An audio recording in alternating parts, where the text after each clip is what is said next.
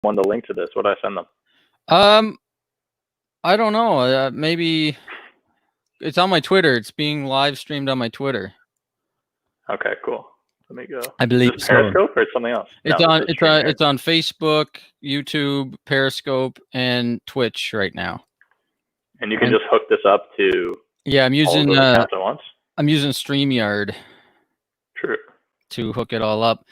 Oh, this is dope. People are online coming on, so I guess I wanted to I've been kind of like thinking lately, what does this whole Black Lives Matter movement mean to me? Well, like, what can I do as a white guy? Like, posting a black square on Instagram doesn't really feel genuine to me to like affect change in people's lives.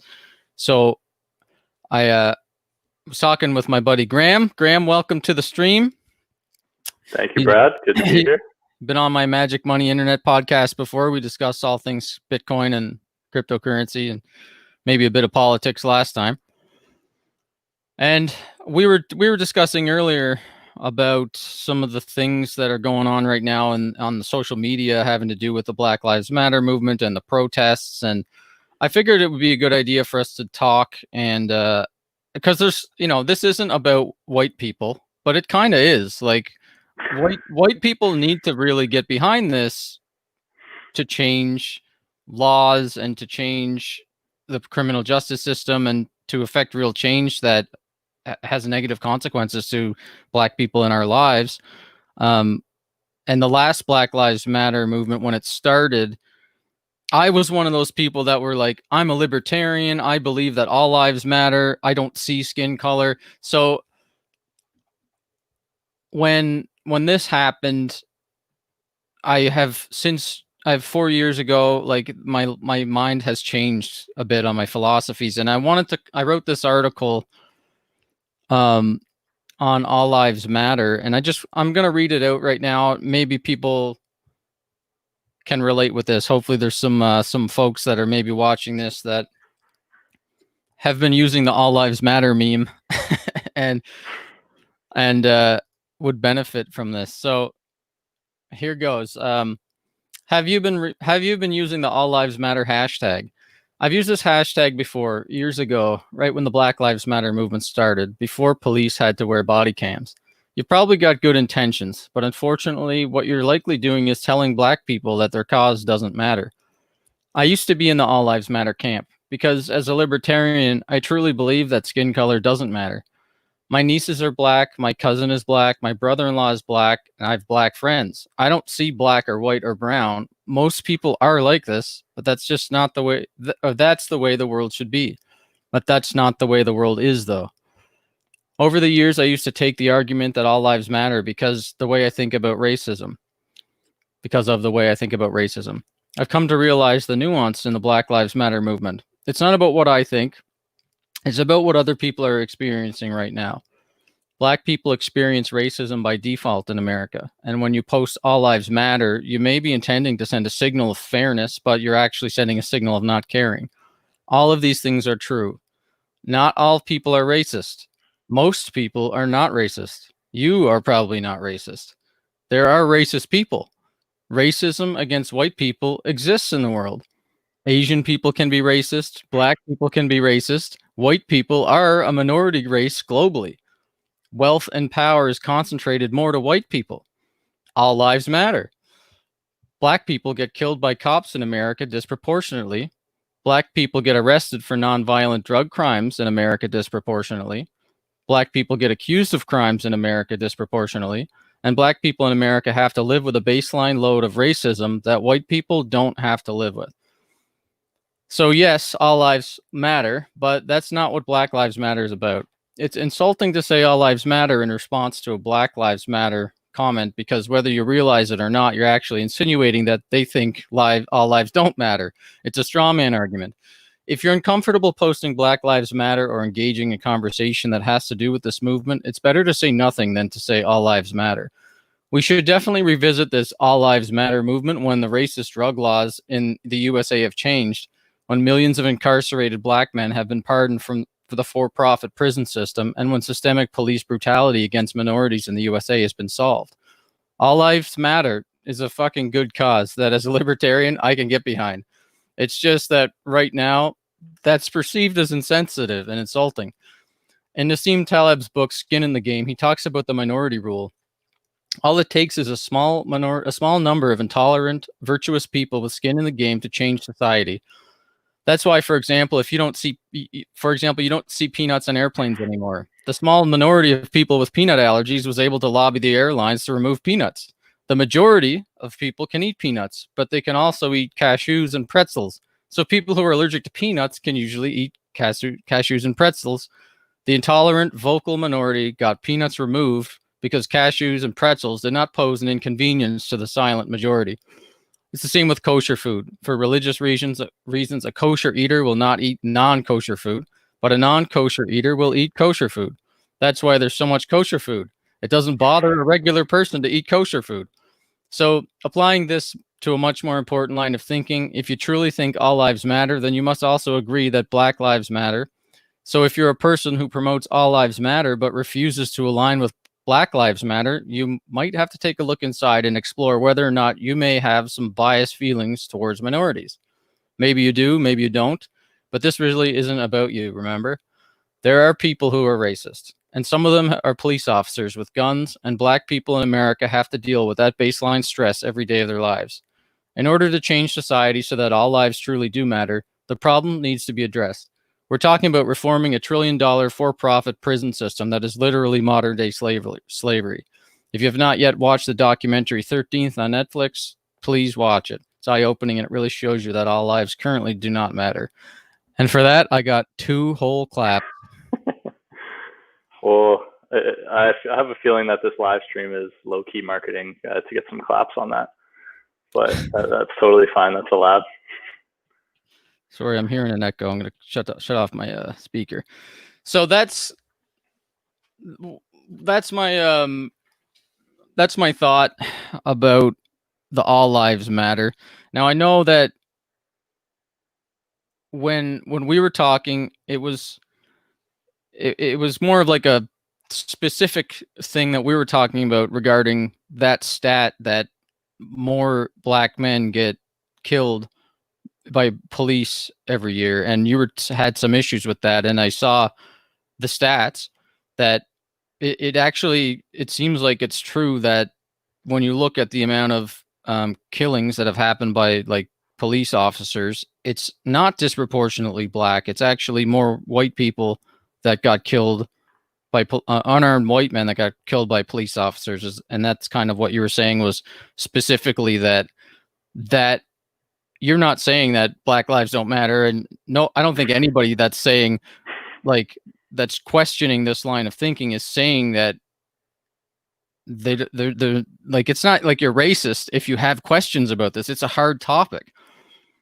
So when you look at the stats, like you had pointed out, and I think I just saw a video today from Fox News where they had posted out the same sort of thing. And so you're having one side of the debate where people are seeing this, oh, well, when you look at the actual stats, there's actually more unarmed white men getting murdered by police officers than unarmed Black men. And then people see Black Lives Matter and they're like, well, what about our lives? You know what I mean? It's like, is this a lie or what's going on? But I think like you and I can both agree that any cops murdering anybody of any skin color is a problem. Yes, people killing people is not good. But yeah, so what I was talking today about, and what we were discussing, was the raw data for 2019 in the United States of America. And in terms of what everybody's protesting about right now, we need to focus on what are the actual problems and what are the things that we can actually fix with legislation and policies, or by potentially corporations doing something in the free market. And just what I've been hearing a lot recently is sort of let's call them demands, I guess, by people protesting. And these are obviously not the demands wanted by everybody. Every single person in that protest is differently. They don't all think the exact same thing. But a theme that I keep hearing over and over again is, right, like, hands up, don't shoot. Police are murdering unarmed Black men by the truckload, and it's a complete epidemic. And I was like, okay, is this true, right? Like, is this real? Are police overly disproportionately murdering unarmed black men? And I was like, okay, well, let me check some data. So there's Washington Post put together all of the data from 2019 for every civilian being killed by police officers in the U.S. And in 2019, I was just looking at white and black because they're the two largest groups that were killed by police officers. And so there were 20 white people killed by police officers, 20 unarmed white people that were killed by police officers, and there were 10 unarmed black people killed by police officers in 2019. Right, and so white people are getting killed at a rate of 2 to 1 relative to black people. But let's say, okay, well, there's way more white people in society, so let's break it down by population percentage. So there's 77% of the U.S. is white and 13% is black.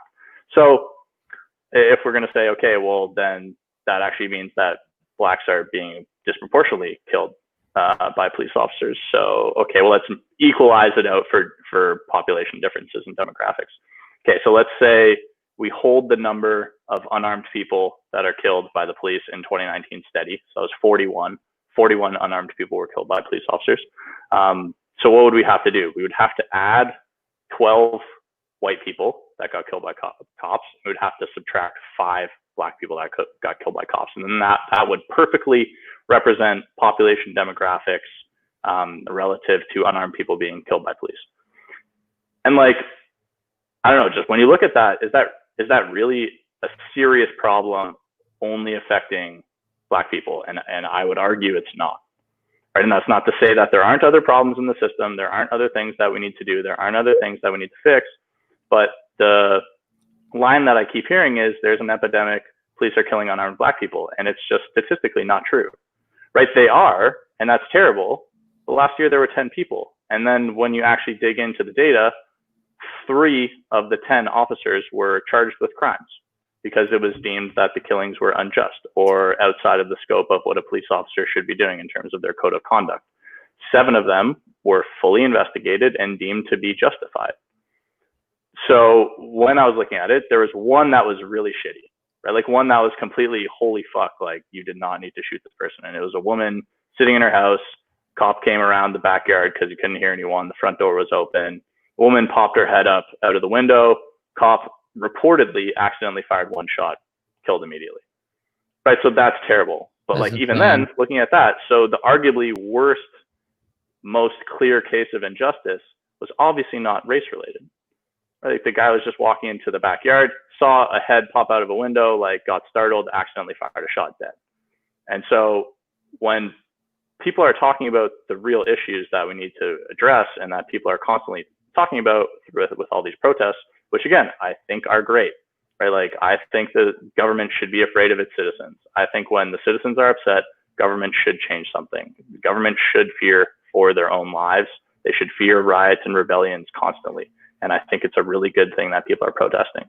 What I don't think is for people to be stating things as though they are facts when they clearly go against what the actual data says. So when people are saying the line, there's an epidemic of unarmed black men being killed in the United States, it is factually not true. It makes for amazing headlines on CNN. CNN can put out a 1-hour special called I Can't Breathe, Black Men Living and Dying in America, and everyone will get on board. And maybe that's a good thing, right? Maybe the propaganda machine has a purpose and it's okay to lie about facts or stretch the truth in order to prove a point because there are more important things going on. Personally, I disagree. Right? Personally, I think we should stick to what are the real facts, what are the real problems in society, and what are the real solutions that we can bring about through policy changes or through corporations doing something or through private citizens doing something. Well, if this was it sounds like you were like trying to take a logical approach to what's kind of like metaphorical. Do you know what I mean? Like there are some people that are believing things that are not true. But when people, I feel anyways, that when people are saying like this is an epidemic, it's just a way to almost creatively like paint a picture that affects somebody. And yeah, it may be a little bit dishonest when you look at the stats, but it's true that, and that's why I used to be on the All Lives Matter camp. I used to be like, well, look, everybody's police brutality affects us all. We should all be protecting our civil liberties. We should all have like protection for free speech and privacy. I mean, we're both into Bitcoin for a reason, right? Like we don't want to see the government be able to like censor your speech and censor your finances or anything, forgetting all the like financial corruption and everything. But in a time like this, when I feel like when people are saying that like epidemic of black men getting killed, I feel like it's more so just like a metaphorical thing about like we just went through a pandemic, but like, look, this is the epidemic. It's police brutality. And for sure there's like police brutality against Asian people and Mexicans and white people, but it's a deeper like historical issue. And I think that's why this is so hard to just look at the facts and say, oh, well, because more white people are getting killed by the police, that then we should talk about that problem. Because this has been a movement now for how many years? Like 50, 60 years. And they've been fighting the same fight, and they've been trying to use the real stats and everything for like so long, and look how far it's gotten us. You know, we still, not as much in Canada, but in the US, we talked about that movie, The 13th, on Instagram. It's just crazy. Like, for sure, there's more black men being targeted, young black men being targeted by this corrupt criminal justice system that puts young black men in jail for possession of marijuana.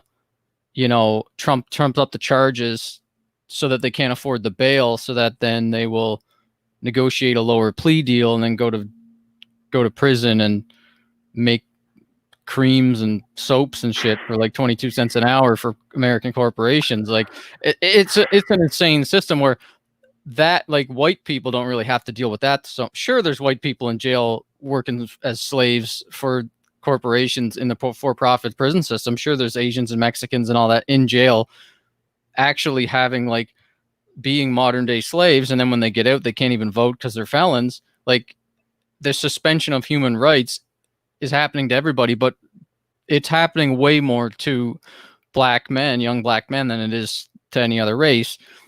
And that's, I think, partly the reason why people are so pissed off, because it's not just about George Floyd. I mean, just like how COVID was, it would have set off a global recession. Any sort of event would have set off the global recession, and popped the bubble. But it was coronavirus that was the thing that just came along and did it. It's not like coronavirus ended up being this insanely bad pandemic, like Black Plague level, that's going to kill hundreds of millions of people. Just like there's not a real, like a literal epidemic of police officers murdering black men on the streets, but there's enough that it's causing this. It's the spark that's causing this, people to want to burn it all down, because it's just at the right time. And the people behind the Black Lives Matter movement have rightly like capitalized on this energy and this rage that people are feeling to try to push the agenda forward. And they may have to do some slight bits of like marketing slogans or like spin the truth just a little bit, say there's an epidemic when really it's, it's not like COVID obviously is killing more black people than, I mean, COVID actually is killing, like, it's like 70% of the people that died from COVID in New York were black. So that kind of has more to do with access to healthcare and things like that, and lifestyle and everything. But yeah, it's a problem regardless. And I think as like a couple of white guys, right? Like, white people are kind of people that are not, that are getting in their heads about it too much. I feel like it's not the time for that. It's like people are angry right now. They just want to like be part of this movement. And yeah, maybe everything is not 100% true, but I feel like it's a good cause to support, like to change the criminal justice system, change the drug laws, and try to end police brutality. Yeah, I hadn't thought about like kind of the epidemic of unarmed black men being killed. It is truly like it's marketing, right? And like not every claim that Lysol says might be true, or maybe not every claim that stockbroker says might be true. It might be a little bit stretched, but like at the end of the day, if you do think of it as marketing, and it doesn't necessarily have to be 100% true, it just has to be kind of along the same line, then yeah, it's not an issue. I just, for me, it's like, okay, but let's focus on the real shit. Like, what's the real shit? Is black people are much more likely to be incarcerated. They're much more likely to be charged with like non-violent drug offenses, which in my opinion are so fucking stupid. It makes absolutely no sense. I think everyone in the world has realized, well, maybe not everyone in the world, but I think the majority are starting to realize how stupid it is that marijuana is a Schedule I narcotic still in some states. And then also, right, it's that kind of for-profit prison system that is a money-making machine for private corporations that need this. Like, I'm all for private corporations. I really think the government should stay out of almost anything, probably except for the judicial system and the prison system. Right? Like, if you try to think, like, even as much as maybe you hate the government and you think they should stay out of everything, like garbage collection, government doesn't need to do that. Who will build the roads? Like a private corporation. Yeah, we definitely need regulations. We need the government to be involved in stopping something like for-profit prison systems from creating a systemic racism problem where they're literally like, it's not, I kind of half think it's poor people. It's like half black people, half poor people. It's lower class. It's like the people at the top of the class system. I don't think they're racist. I just think that they've created this racist system and they have not done anything to stop this racist system. And by allowing the prison system to become a capitalist profit center for these private investors and these shareholders, and then, there was actually the story of this judge who was funneling like black men into the prison system and getting a cut and getting perks and stuff. And like that's what happens. That kind of corruption is like insane. And we wouldn't have had that if there wasn't a private prison system. That's just crazy to think that. And I saw an episode of Jimmy Dore he was talking about with Chris Hedges, and Chris Hedges was talking about how there's like whole economies now based on these prisons where the prisons have like phone companies and like the families are like trying to make money and send it into the prison so that the prisoner can enjoy like good food and like you have communication and stuff. It's almost like remittances, like where someone from a third world country will work and send all their money back home. Like they're literally financially enslaving these people to make stuff for free, and their families have to be beholden to all these expenses that then these shareholders make money off of. It's sick. Yeah, it's very sad, right? Because what options do poor people who are like, let's say, working as nannies or like janitors who are sending money to like Africa or to East Asia, right? They don't have many options, or at least they didn't have many options, obviously, until Bitcoin. But this talk is not really about Bitcoin, right? But so they have to pay those gigantic fees. And then same thing, you stuff somebody in a prison.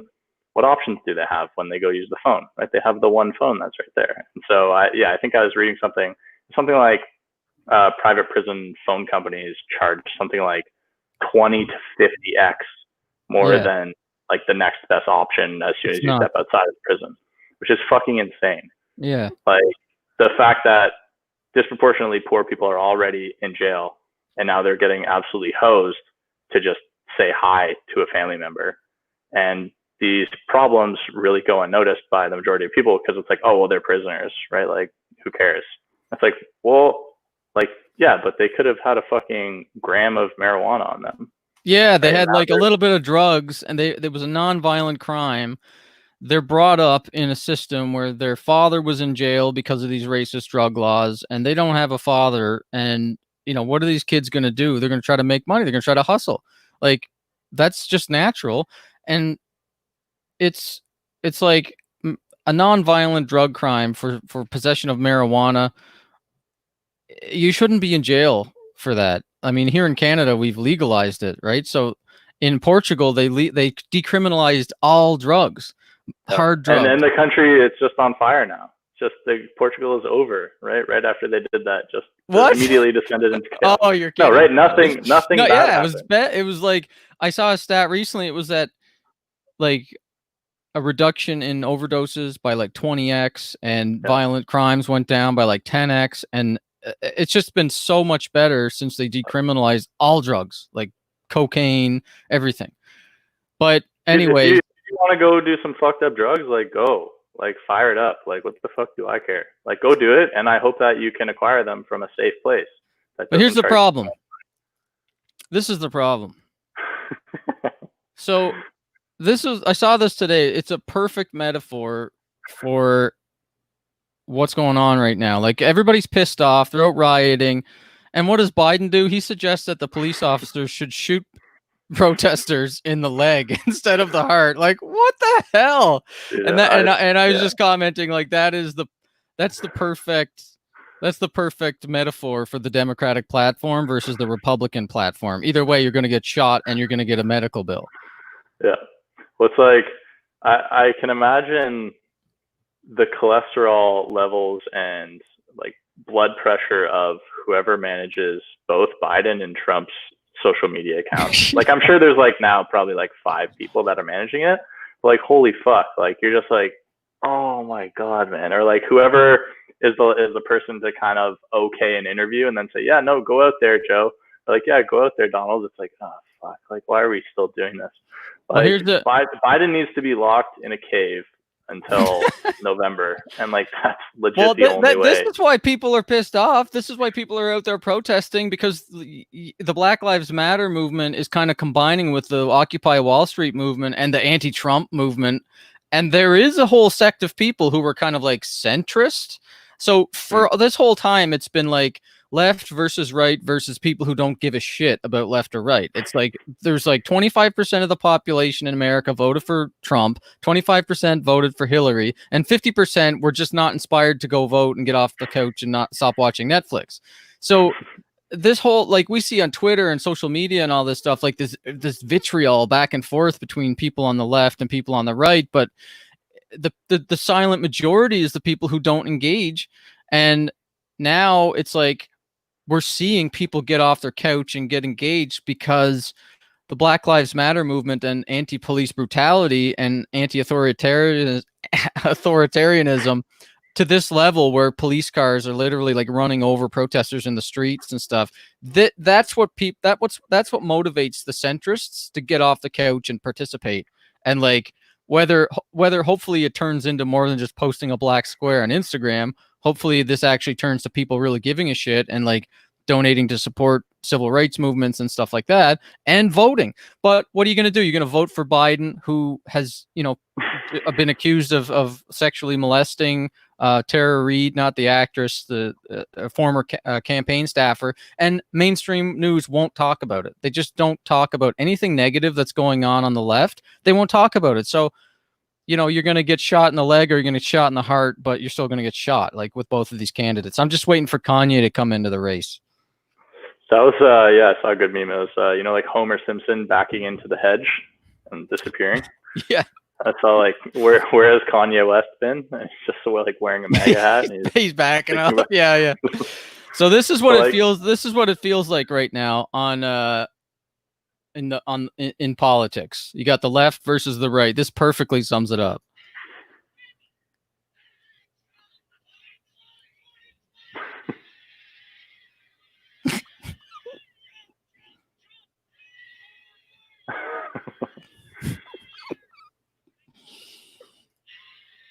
Both of those people are the epitome of Ralph Wiggum standing in front of lockers going, "I'm helping." I'm helping. It's like, what are you guys doing? Like, nobody wants to be like either one. Well, I guess there are definitely some people want to be like those two people, but I don't really know. I want to be like these guys. Hold on. Watch this. Have you seen this yet? I don't think I've seen this one. No. Oh, it's like it's pretty epic here. Hold on. Oh fuck yeah. Isn't that awesome? Yeah. Dude, okay. Here is my hottest take. Okay, Hold on. what's going to happen to end the protests and the riots and what's going to result in positive change in the world is Lil Nas X Right. will give some kind of speech or public announcement or some live stream or show or something that brings together the entire world. Oh, that would be epic. I firmly believe that is what's going to happen. So Lil Nas X is a gay black dude. Is he a rapper? Yeah. So he made Old Town Road. Oh, he's the guy from Old Town Road. So Lil Nas X is Old Town Road. So he is a gay black dude who made the now undisputed #1 song of all time, right? Longest on the Billboard charts. He made a song that was hip hop and country combined, where he rides horses in the video. Like, he's hilarious on social media. He's self-deprecating. Like, he can laugh at himself. He can make jokes. He can poke fun of other people without being like a huge dick. Like, I really think Lil Nas X is going to be the person who solves all of the world's problems. I don't know why, other than those few reasons I said, but I just have this feeling that's what's going to happen. That would be nice. Okay, here's another one. Here's another good one. Have you seen this one? The dude squaring up with the cop. Oh, yeah, the MMA guy? Yeah. Yeah. And he's just, yeah. Boom. Yeah. Takes him down. Dude, that's brutal. So the comment though was good. This guy's like, being able to square up in the first place is a privilege in itself. So I mean, he's got a point there. Like, if that was a black guy that went up to the cop and tried to like MMA take him down, he might have got shot. Like, yeah, it's true. And it's got 535,000 likes and 139,000 retweets. The original video got like 47,000 retweets, but then this dude's comment. This dude's probably like, oh my god, viral. He's got like 6,000 followers, and his pinned tweet is trailer trash Tammy. So, anyways, this is the sentiment that people relate with right now. Like, being able to square up in the first place is basically white privilege, because a black guy would probably be scared for his life if he was doing this. But anyways, I get a lot of people kind of seem like they have the emotional same energy as this guy, wanting to just square up with the cops right now because of all the craziness going on. Yeah, I don't agree with that sentiment, right? Like, you don't think it's a lot of people wanting to do that? Oh, I think a lot of people want to fight cops. I don't think that. Not literally fight them. I just mean the energy of just being pissed off at cops. Yeah. But if you put like 100. Like, let's say we had a simulation machine and we like did the exact same MMA fight with like 100 black dudes and 100 white dudes. I don't know if we're going to see any differences in like them getting shot. Like, that police officer just didn't seem like they were going to pull their gun. Yeah. Like, if someone comes up to you and starts going like this, there are certain police officers who would probably pull a gun right away. And there are certain ones who would probably want to be. We've seen during the last 3-4 nights, we've seen protests turn violent, and we've seen the cops indiscriminately like run over people, shoot gas canisters at people in the face, like live arrest people on CNN and other news channels. Doesn't matter what color they are or anything. The cops have just been indiscriminate in their violence. So it's just more about, I think, the way that a black person feels during that event. It's like, the feeling is that because of the systemic racism and because the criminal justice system has really been shown to be set up against minorities, especially black people, that there's always a baseline feeling that you're going to be arrested for no reason and you'll probably get shot because cops are ridiculous. Most cops, it seems like most cops aren't like it used to be. That I remember reading How to Win Friends and Influence People, and they talked about in that book about how when you used to see a policeman strolling down the street, you used to be like happy to see a policeman, and you would be like grateful to see a policeman. But as the militarization of the police happened, and 3 strikes you're out, and all these like really ridiculous drug laws, and all these just in general ridiculous laws and fines got put in, the more and more time went on, people shifted to looking at the police as a source of protection to as like the enemy almost. Like they're more afraid of police. Doesn't matter what race, but predominantly minorities. But I'm like that. Like when I see a police car, I always get a feeling of unease. You know, I'm like, oh shit, am I gonna get pulled over because of some random reason? Being in a small town, it's not really that bad, but like I remember growing up, whenever we'd see a police officer, my mom would like just say, like, she'd just like look over at us. She's like, "Be good, kids." Wait until he's gone, because she was always driving. We were poor, and she was probably didn't have her license, or the license was expired. She couldn't afford to get the sticker on the car, or there was something. The inspection was up or something, and it was always a fear of police officers pulling us over. So that was just growing up poor. And I guess that stuck with me, because now whenever I'm in Toronto or something, I see OPP or whatever, I just kind of like have that moment of, oh shit. And in the United States, it's like a baseline feeling of actual, afraid for your life if you're black. Because for me as a white guy, I'm like, oh shit, they're probably going to give me a fine. But if you're in the in the US and you get some racist cop and you're black, you're thinking I might die. So that is totally a different paradigm to be in. Like I already have a distrust of authority and like a disdain for police and stuff like that.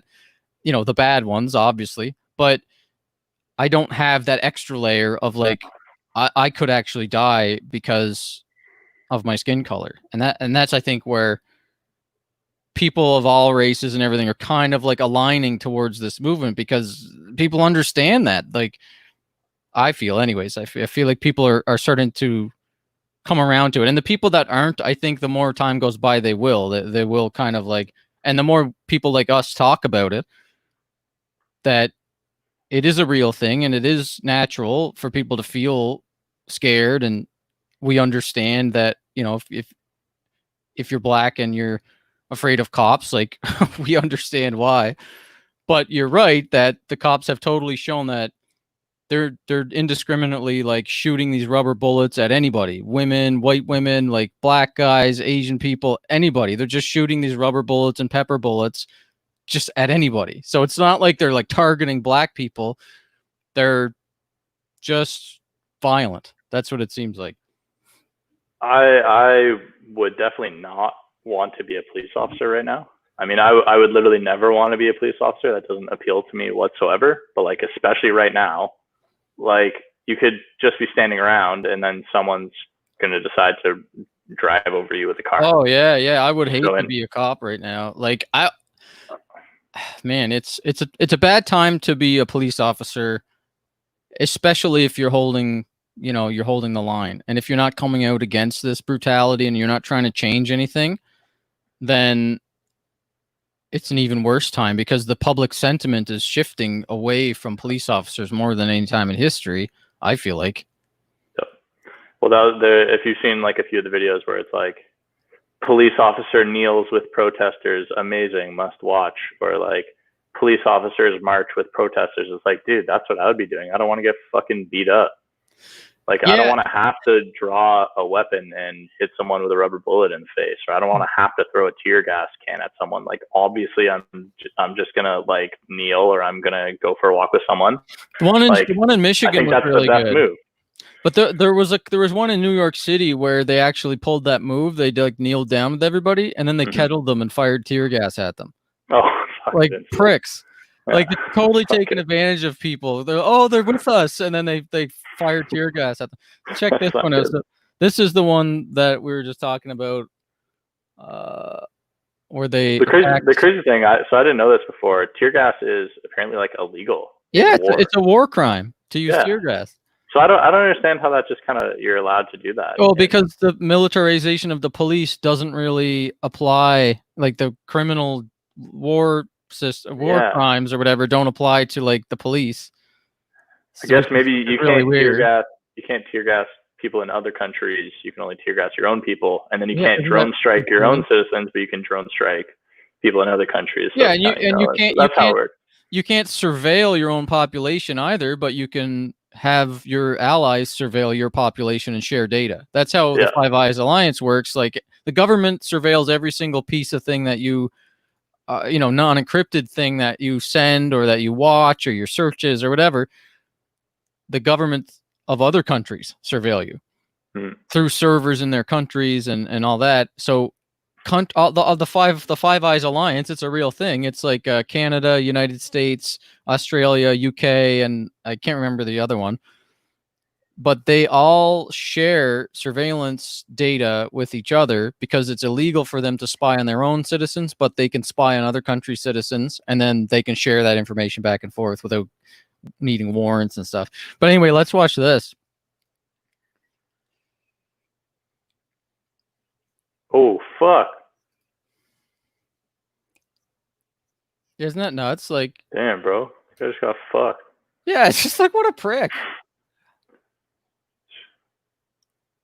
Boom. Just like smash.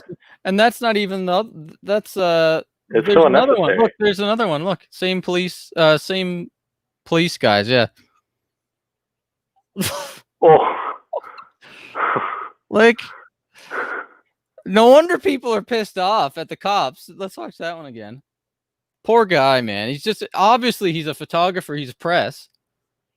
And then he smashes him in the face. So it's not only does he get him in the stomach, he sees he's got a freaking camera and he's the press, and then he smashes him in the face with his shield. They're savages. Those videos are the reason why I'm not going outside. Like I was going outside every single day during coronavirus. I was going to work out at the park. Yeah. Like all the homeless people around, like coughing on me. I'm like, whatever, I don't care. This is fine. Like I haven't been outside in 3 days in New York. Like I'm Are just you like in New York right now? Yeah. Oh, I'm in Manhattan. There's probably if you look outside my window, there's probably 3 helicopters flying around. Jesus. Sirens all night. Like there's no chance that I'm. What are you doing in New York? Oh, so my girlfriend lives here. Oh, okay. So I've actually been here. I think I was patient 0 for coronavirus in New York. No. I think I brought it from London, from the UK. Did you get tested or what? I haven't yet. No, I've been meaning to. I don't know. I just don't really care that much. But I was like sick as fuck for 2 weeks. Definitely got it in London. My coworker who I was in London with got sick, brought it to Toronto. Was that end of February or? It's middle of February, yeah. Mid-February. Yeah, it was like February 13th, I think I got here. Well, listen, February 12th. Well, I'm playing these rude cop videos, but I also want to be fair. So let's play this one. So the police are for sure being pricks, but so are the protesters. The protesters aren't all one group. It's not like the police versus the protesters, because it is easy to put people in categories like that and it's like, oh, it's like us versus them. But like, check this one out.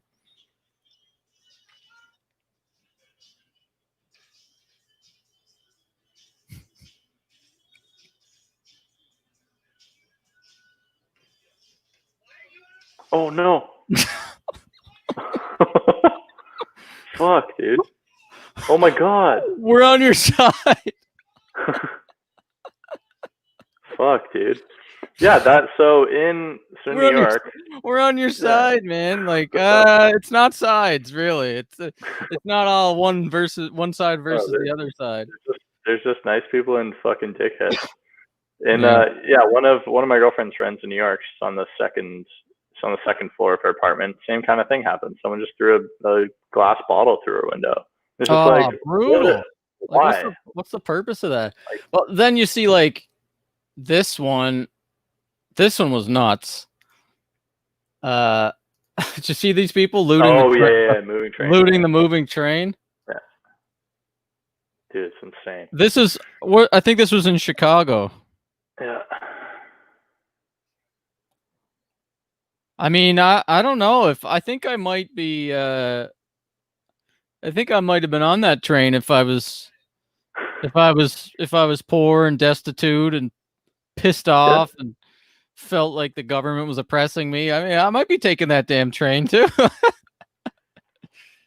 Yeah. Do you have the video of either cop being run over by a car or the cop when he gets smashed in the head with a brick? Because those are terrible. I didn't want to show any graphic stuff. Like, true. There was Keeping one it PG.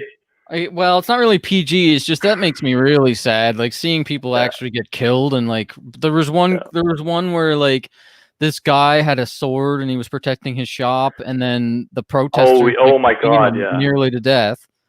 Dude, but did you see that guy's tweets? No. Oh, that guy was so weird, man. Was he racist or something? No, he's just Thought he tweeting was a about like, ninja.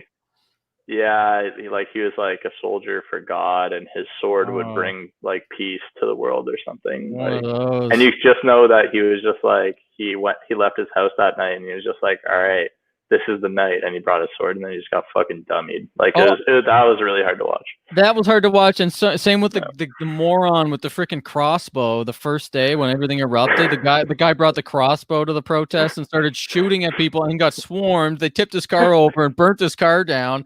And then later on, he went on the news and he was like, "I don't know what, the protesters came and just burnt my car down, and I didn't do anything. I didn't even get out of it." It's like, dude, don't you realize we live in a world of cell phones and everything's on camera? He was trying to say that he never did anything. Yeah. And then they asked him, "Oh, well, did you have a crossbow?" And he's like, "What?" It's like, that guy was so fucking stupid. That's like the epitome of bringing a fucking knife to a gunfight. He brought a crossbow to 1,000 person person rally. Yeah, like it's like, dude. First off, how many people were you gonna kill? One, maybe two, if you can reload the bow fast enough. I don't know what. And then that guy was so fucking stupid. He's on the news and he goes, yeah, these two African American guys jumped me. It's like, no, it was like 30. It was like 30 people of all races who were jumping. Yeah. He was like totally idiot. So this is one that was like, people were tweeting, "Don't trust the cabs in New York," because the cops are actually like trying to arrest people for protesting past curfew, and they're making them think that they're getting in a cab, and then they're just arresting them. Like, what bastards! It's not even, they're not even targeting people who broke like any shop windows or looted or anything. They're just like entrapping people in these fake, I don't know, like they must have a budget for this kind of shit, and they have to spend the money on these toys to find people to arrest. But yeah, the thing I saw, the one thing I didn't like was I think cops at like, so there's a curfew in NYC. I think it's at 8 p.m. Right. I don't know. And I think at like 7:50, like cops started standing in front of a subway station where they knew that a bunch of protesters. That's so brutal. So they're just like, you can't get home. It's like, well, now we can ticket you. That just makes people more cauterized for the cause, and as this stuff goes all over Twitter and social media, it makes people even more pissed off. So I don't know what they're thinking. Like you said earlier, like if I was a cop, I wouldn't want to be a cop right now. Well, no. They must have a lot of young cops now. Like, don't the young cops, like, they're digitally native, they grow up in social media, don't they realize that everybody's capturing everything, and the more shit they do like this, the more bad rep they're gonna get? Yeah, I mean, I think some people realize that, but at the end of the day, like, you don't make the orders. Like, you don't decide which place to go. You don't decide like how aggressive to be or not aggressive to be.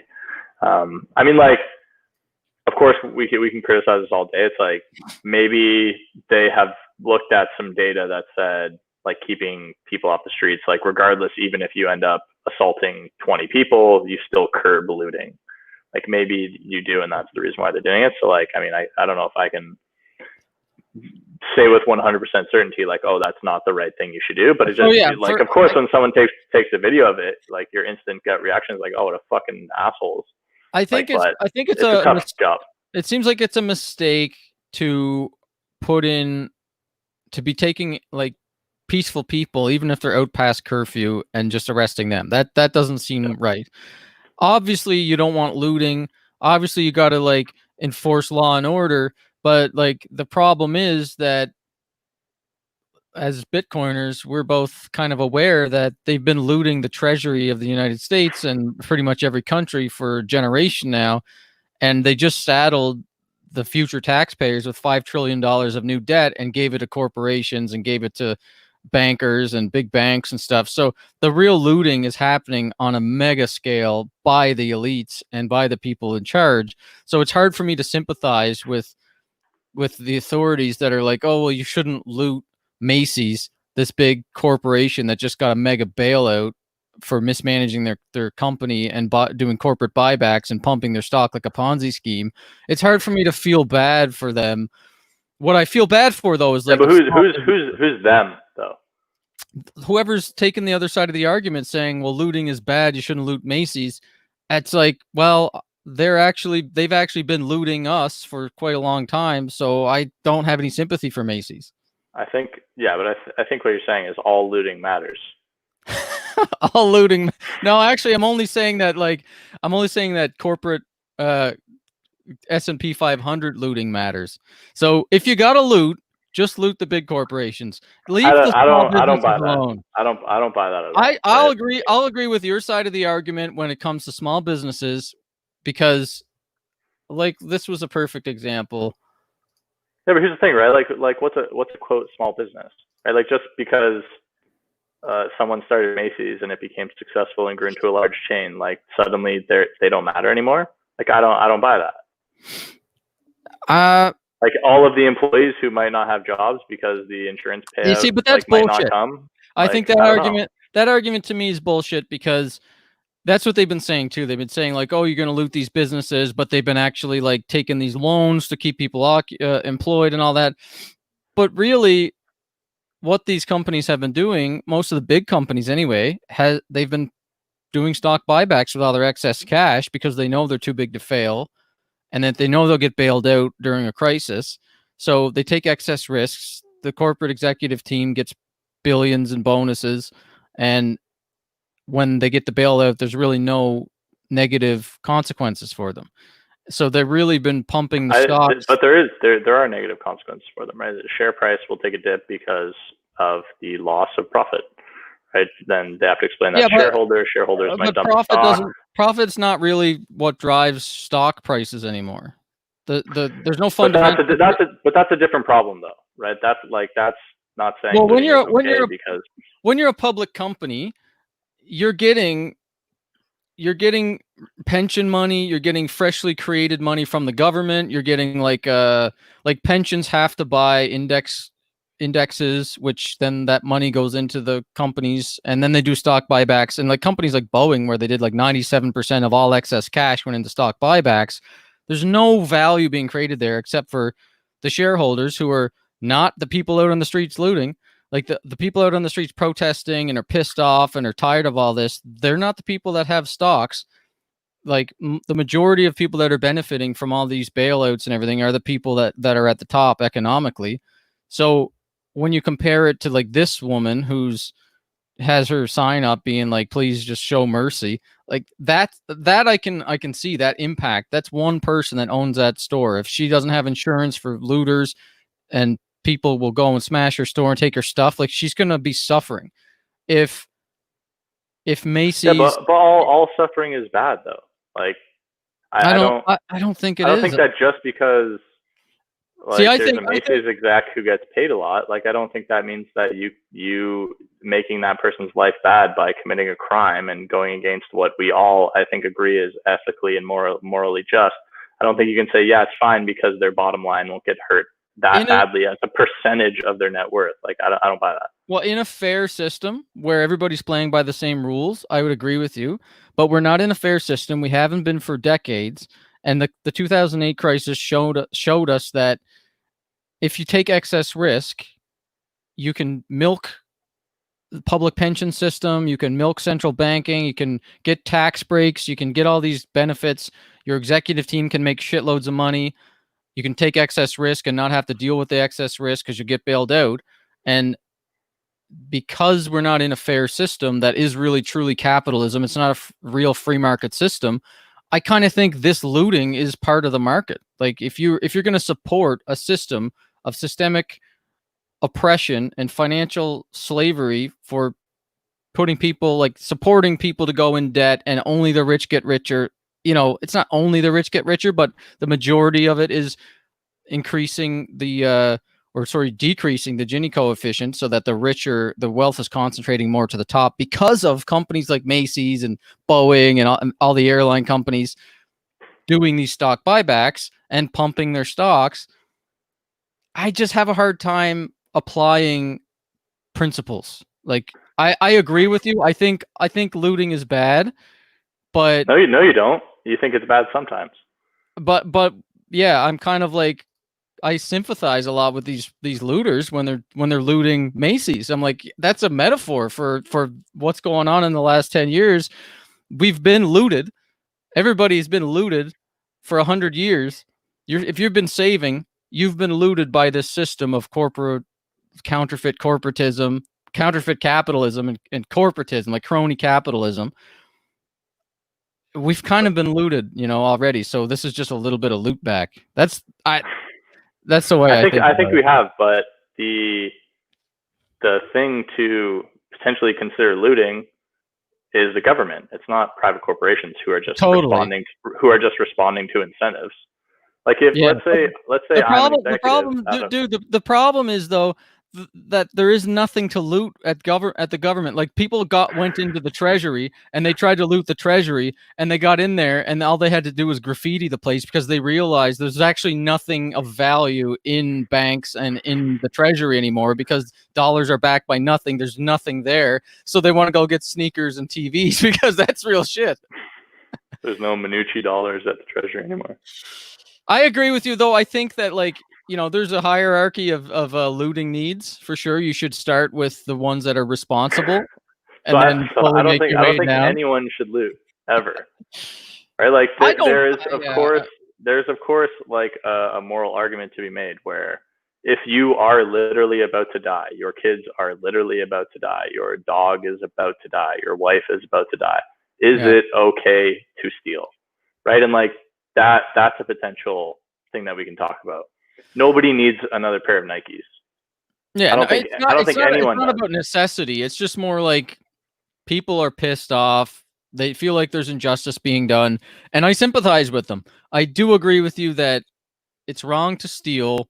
You shouldn't steal, but the government steals from you. So how can I sympathize with these big companies and the government when they've been pretty much looting the savings and the livelihoods and sometimes the health of the entire population for the most part, and just seeing them get bailed out and just seeing them make money during the pandemic when most of the people are actually losing their jobs and suffering just fills me with this like sympathetic empathy and rage to these looters, because I'm like, I wouldn't do it, and I feel bad even like for the longest time, I had such a hard time even walking out of stores that had those counterfeit, detectors on the doors.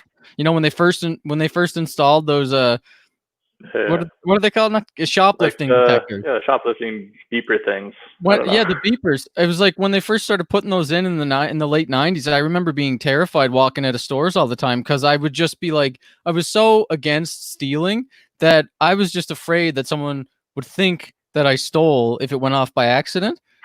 And I never stole anything, but I was always afraid to walk out of those things. So like, even me, who's not for stealing, I sympathize with these people, except you got to draw a line. You got to, it's hard to draw a line. And for me, the line is never, unless about to die of starvation. And like, obviously people have different lines in terms of like what's okay. And you can of course justify anything after the fact. Like, I stole those Nikes because Nike has sweatshop labor and I'm saving the kids in the sweatshop. It's like, what the fuck? No, you didn't, dude. You wanted more shoes.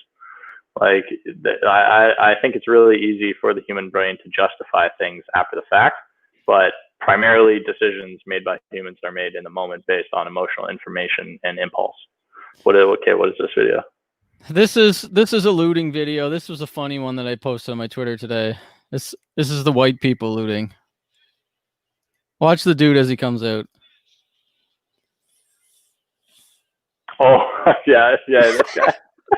Yeah, the hop step. It's so cartoony, right? It's like the stereotypical. Whoa. Oi. Whoa. He just dumps them immediately. It's like what you would see in like Dumb and Dumber or something. It's literally like from a movie. Let's watch this again. But it's just like, dude, like, look at dude here. He's just like, well, look at these dumb white people looting the van store. It's just like, dude, you literally had one job. It was wear appropriate footwear and like look where you're going. And he's just like, nah. Yeah. Oh, and then I was like, somebody should put cartoon sound effects, and then I found someone had already done it. Here, look. Yeah. Yeah, that's good. Oh man, I watched too many of these videos. I can tell. But Oh, there's really no such thing as internet that do like pretty much what I do most nights now. I like can't go to sleep. I just like I search NYC on Twitter and I just refresh and I'm like, what the fuck? I Refresh. know. I'm like, Yeah. what the fuck? It's crazy. Yeah, Absolutely I don't crazy. think we're gonna agree on the looting thing. That's a hard one to solve. But here, let's check this one out. Okay.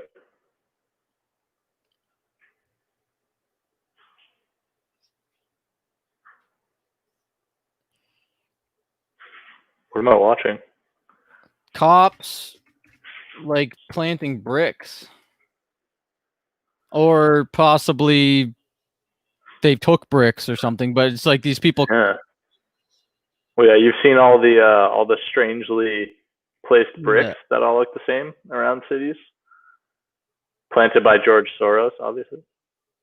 Yeah, it's hard like to know who actually planted all these bricks. They're all over the place. These bricks are just showing up, pallets worth of bricks. Some people are saying it's like, don't fall for it. They're trying to get us to break windows. And then some people are saying, oh, it's George Soros and whatever movement he's funding. And then some people are saying they think it's the police putting them there. So like the agent provocateurs are putting them there. And I heard on Joe Rogan yesterday somebody thought it was performance art. It was just like abstract Oh, art. Somebody thought it was just interesting. abstract art, just like the kind of like a Banksy thing. It's just like Yeah, put the it's like bricks and it's art. it's a comment on society. There is there's a good thing. I saw it on 4chan. I don't like who knows if it's real or not, right? But some guy posted. I think it was like yesterday at 10 a.m. I don't know what time zone it was though. I don't know if it was like GMT or if it was like Toronto time or New York or whatever. But posted, I have like 10 million Twitter bots. I am about to amplify the shit out of these black square things and make this movement real. And like, Mm-hmm. so like this bot who doesn't care at all about anything just wanted to see if like he could make black And squares a real did it thing. happen or? Like I think so. I don't know. Like I haven't like looked into it enough, so I'm really just talking out of my ass right now. But it was just like funny to see that dude posted that like really early in the morning. Well, it's too loud. So this one was another one of those kettling incidents that you see this and you're just like pissed off.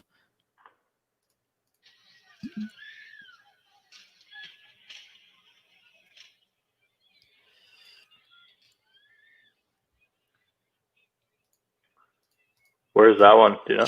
Philly, I think. Yeah, so Yeah. people just doing their protest thing, and then the cops kettle them into this freaking like divider on the highway or something, and they can't Yeah. scale the wall, and so they're just throwing canisters of tear gas at these people, like they can't move. It just seems like cruel. Yeah, that seems very stupid. So that makes people pissed off enough to want to run cops over and stuff. Like if people are seeing all this, and the problem is like people now have seen the Joker movie recently. That's in the consciousness recently, the Joker, and how you're kind of rooting for him, but understanding his struggle and like Yep.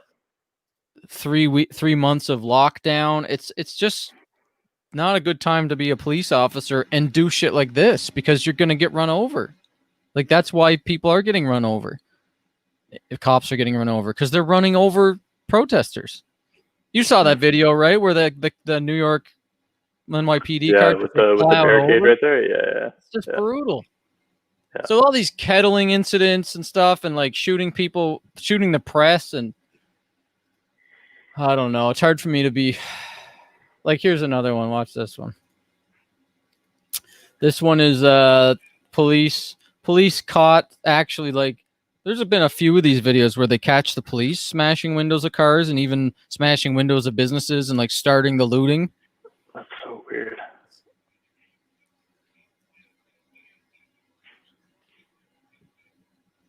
Look at this. Why? Like, what the hell? Why would Like, you do that? they're just thugs, right? Like, some of these police officers are literally just like brain dead thugs. Like, why would they do that? Dude, like, I wonder like how much people have missed pre always on video cameras. Oh yeah, good point. Like, Yeah, well, like how what much of was this has been happening happening? in the 1700s, or like the 1800s or the like 1900s, when just like you had no idea. There was like one newspaper in the place that you lived, and they sort of had an idea of what some information was based on how good their network was, but Right. like fuck, and then TVs, and now literally always on, everywhere, cameras see everything, and just doing stupid shit in public is just like the worst fucking idea in the whole world. Like, no matter who you are, just don't do stupid stuff in public, because people are gonna find out, and then bad things are gonna happen. Oh man, I wanted to show this video of like, did you ever see the video where this was about a year or 2 years ago when people wanted to just prove how they weren't racist, like a lot of white people with like white guilt or whatever the social issue people call it. They wanted to like kiss the boots of these people, of these singers. Did you see that one? I don't know if I've seen this one. Okay, I can't find it actually. I'm trying to find it, but I had one that's kind of related to it. That's not funny. It's like, so we'll play this one just to play devil's advocate. I don't want to be just showing. Nice devil's advocate. Yeah, like this is not funny. So this is one where the dude, I guess, was trying to be funny. You can see he's got like a $2 up the top left. He's obviously streaming this. He's trying to be funny. Oh yeah, I've seen this. So I wasn't sure if this is real or not. I think it's for sure real, because this was a thing about 2 years ago. This was a thing where like this band was like playing in the streets, and he was saying like, you got to like give me reparations for your white privilege and kiss my blackness and stuff like that. And so he would be attracting white people to come over and like repent for being white and like for the sins of their ancestors and stuff like that. And it was kind of like a joke. Like they were kind of serious, but kind of joking around, seeing if they could get like liberals to kiss their boots. And all these white people would be coming over, and they would actually, like, most of them are Christians, and they would come down and they would kiss the boot. And then, it would just be kind of like funny. But this one is not really funny, because the dude's like going after this woman. He's like going up to her being like, hey, you got to kiss my boot. I'm with Black Lives Matter. And she's like, oh, okay, never mind then. I was concerned, but now I'm happy that you ran up to me pointing at me.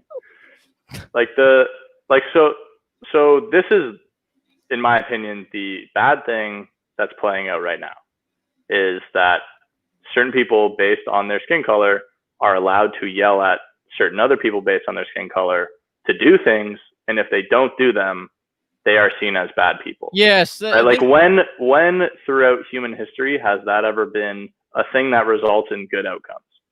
Never. Like, even if the short-term goal of someone to yell and be an authoritarian and to, let's say, shame them into doing things, even if your goal is just and noble, like, I am just not going to be a part of that conversation. Like, I'm just going to tune you out. I'm going to tell you to go fuck off. Like, there's no chance that anyone's going to tell me what I can and can't do. This guy was just being funny. I think he was trying to be funny, but it's not right, especially to do it to a woman, because she's afraid. Like, she's afraid. Like, it doesn't matter if it's a white guy or a black guy. If someone's like, she's wearing a mask, she's up paranoid. She's like, it's a pandemic. There's riots in the streets. She's seeing all this shit that's going on social media. I mean, I feel bad for this woman, and I also feel kind of like I get what the guy's doing. He's just trying to be funny, but pro tip to all the people out there trying to be funny, do it like the other guys, where you try to get people to come to you and kiss your boots and say you work for Black Lives Matter and the CEO needs people to repent for their whiteness. Like that's funny for sure, to get like the like really leftist people to come out and do that. And it's funny, but like not when you're going like up to people and and trying to get them to do it, because that's kind of creepy. Yeah, like that woman is terrified. Like, what if she says no? Like, she thinks she's running a simulation in her head right now of like, oh, well, like, what if I say no? Like, is this guy gonna like beat me up? I'm a bit more. This guy just ran up to me. I'm a bit sensitive to that too. I think maybe because I just finished the first episode of the Epstein documentary that came out, and it was just disgusting. And like, I was disturbed by the whole first episode. It's like, don't watch that. Public service announcement. Anybody out there who's like already emotionally drained from all this shit, don't watch the Epstein documentary. He's a creep. He's a pedophile.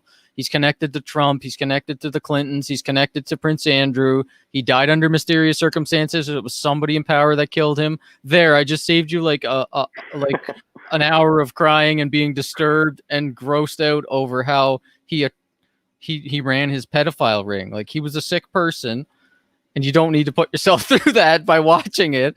But if you feel like you're okay to handle it, go ahead. But like, warning, it's disturbing. It doesn't show anything graphic. It's just mentally disturbing. Yeah. So like, I had been talking about Epstein, I don't know, like whatever. Like, I think when the first charges were, like, if that was, I think 4 years ago, or if it was the ones, I don't know, it was like 4 or 5 years ago, and I was like, yo, what the fuck? Who is this guy? Like, what the hell is going on? Like, how did this guy somehow go to prison, but be allowed to leave every 6 days a week, and he just pretty much had to sleep in prison? I was like, what the fuck? I was like, who is this guy? I was like, what the hell is going on? And then the two things that I didn't know that I found out in the documentary, which was cool, because like, I had like done crazy amounts of research on him, you know, like the It's Always Sunny in Philadelphia photo of like the guy with the red yarn on all of the photos on like the bulletin board. Like, I was like, that was Jeffrey Epstein, like putting all the pieces together, like all my conspiracy theory hat on. You can do that with Jeffrey Epstein. You can't do that with Black Lives Matter. It's not the time. Yeah. So you know what I mean? Some people are doing that. I don't think it's like a worthwhile endeavor. I think it's kind of a waste of time to do that, but there are people doing that. And like, I haven't really heard anything that is cause for alarm or anything. I think Black Lives Matter is a movement that, sure, there's probably some things that are not 100% true that are being said, just like, because this is a combination of anti-Trump, Occupy Wall Street, and Black Lives Matter. It's like the three things are merging into one mass public uprising and just protest, right?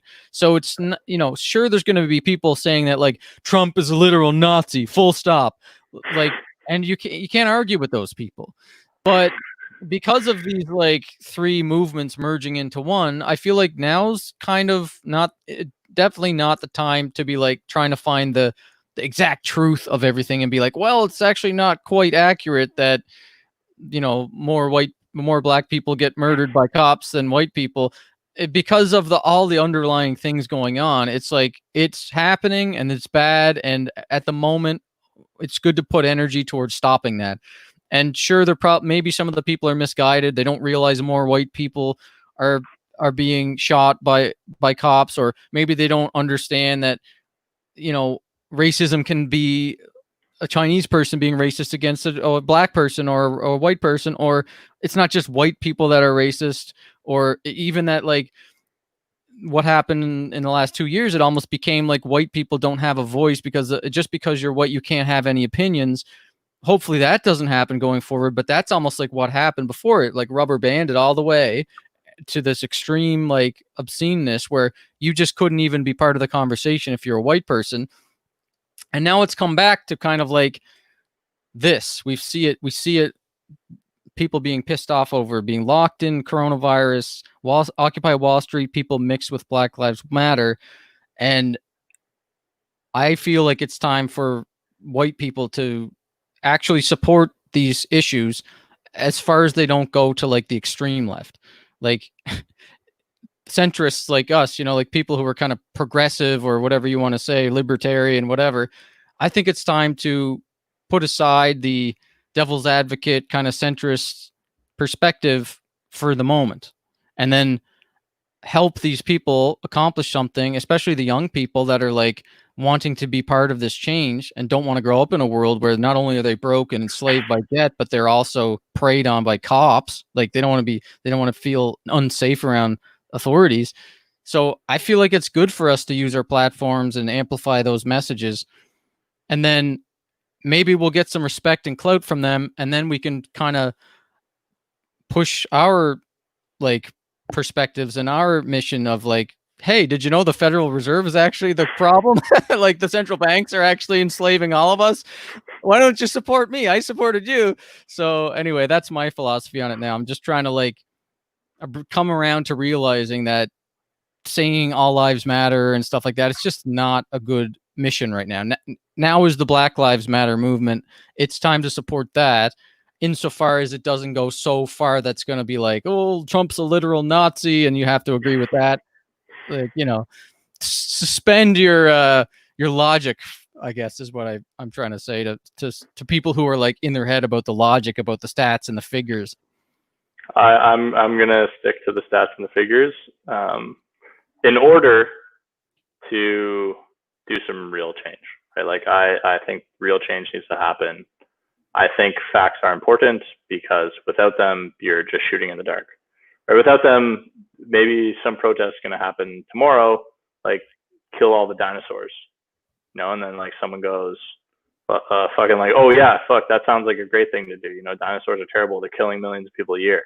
And like, this sounds like a terrible thing to say, right? Like I'm equating fucking Black Lives Matter with like kill the dinosaurs. But the point is, we need to be clear about what the facts are, not because we can then use them to say none of this is important, because stuff is important. We clearly know that, but we know that because of the data, right? We know that because of things like wealth disparity. We know that because of things like the fact that cops actually do kill people who are unarmed. Although, as I think I've hopefully showed in what I was talking about today on my Instagram, like a lot of the time it's actually justified, right? But there are still issues. There are still issues of police officers potentially being protected when they do something that's wrong. Like yeah, that police officer that we just saw who smashed that. People aren't mad though at a cop killing somebody who is justified in being killed. The people are mad. So here's the thing: is the problem that I'm starting to see is they are, right? People are now saying cops killed. I think the number is like 400 black people last year, and none of them got a charge. And it's like, because they had weapons and were potentially going to murder police officers or innocent people or others. And so like people are now starting to completely move away from facts and say things like, no cop got arrested when killing 400 black people last year. And it's like, yeah, dude, that stat is armed humans who are potentially shooting at police officers or shooting at others. Did you look at the stats to see armed white people? How many of them got killed? Yeah, it's more. Is it more? Not. It's more in absolute numbers, but it's not more in terms of like if you're like population adjusting it. So it's more. It is more like white people like are more in terms of like raw absolute numbers affected by police shootings and deaths than black people, but not proportionately more if you want to look at the population data. Like that, there are a lot of people who will say the population data doesn't even make sense. Oh, look, what matters more is like the interactions.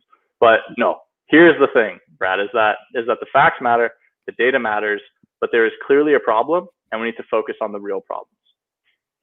Yeah, I think you're right, and people are emotional right now. People are energetic and fired up, and whether they're just posting a black square on Instagram, or they're trying to get people to donate to a cause, or maybe they're actually a minority and this is really personally affecting them, or they're just part of the Occupy Wall Street movement, or they're like an anarchist, or whatever it is. There's just a riled up energy right now, and most people are feeling this angst and this like pissed offness.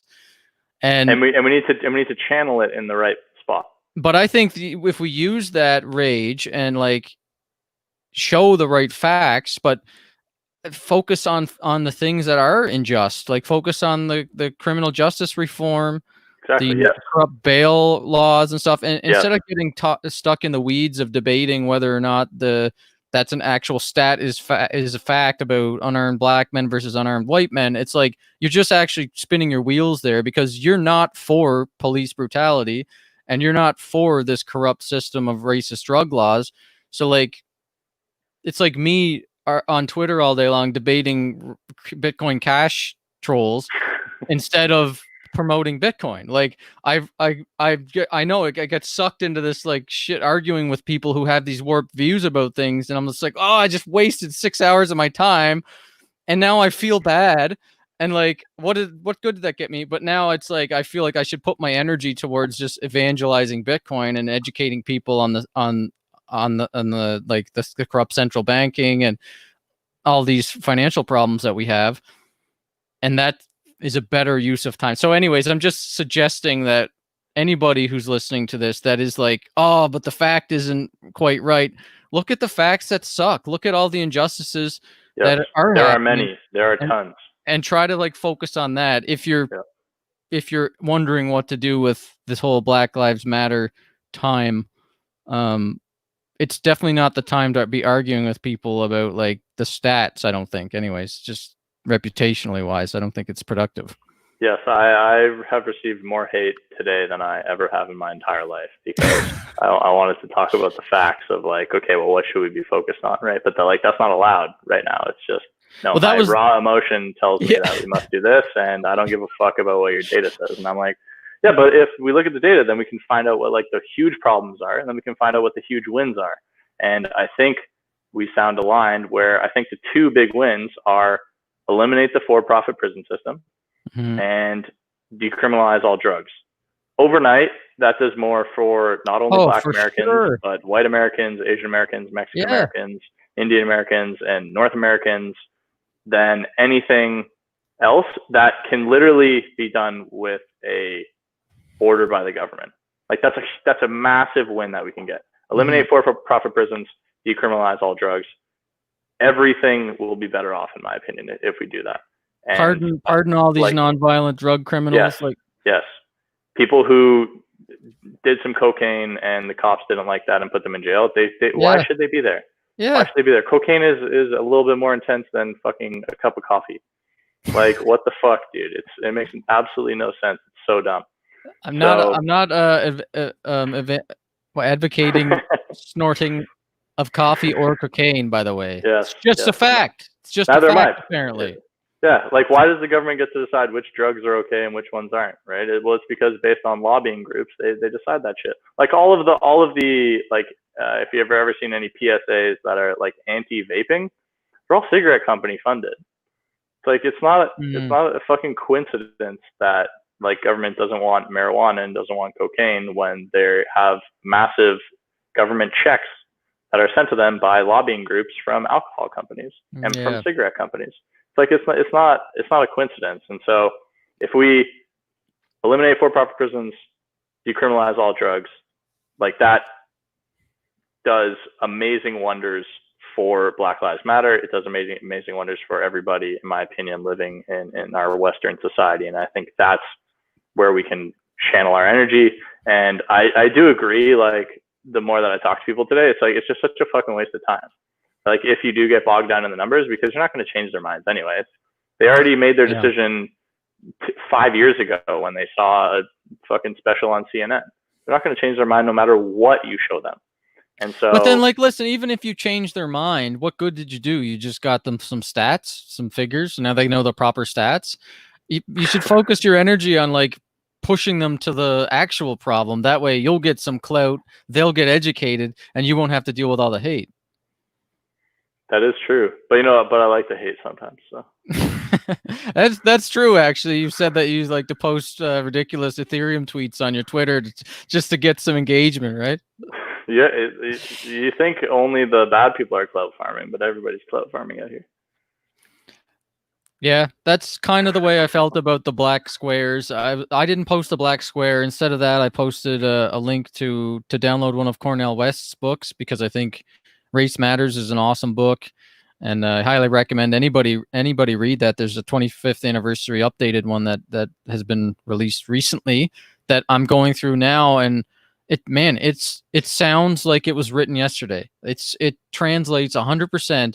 It's so sad to think that what he was talking about 25 years ago is exactly what's going on right now. Like the economic issues, the divisiveness, the police brutality, everything. It almost feels like it was written yesterday.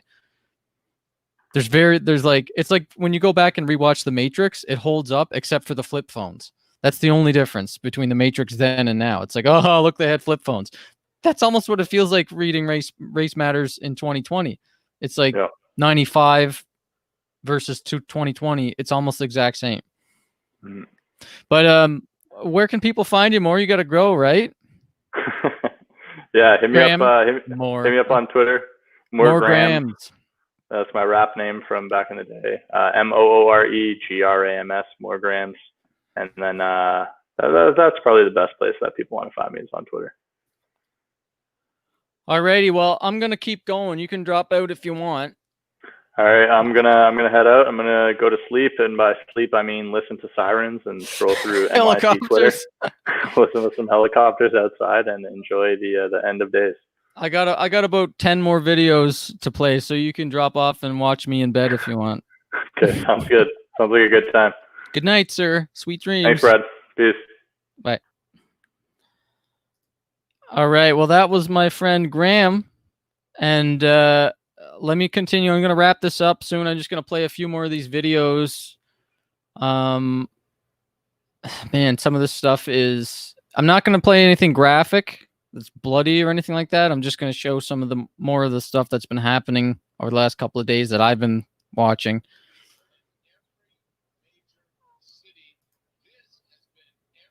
So this is when Trump wanted to go to the church and hold up his Bible and talk about how Christian he is.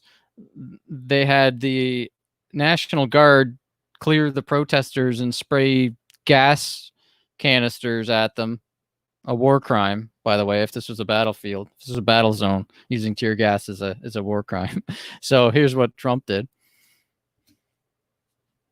And by the way, this isn't anti-Trump. This is just like the reality. If the protests were happening and it was Biden, I bet you he would do the exact same thing.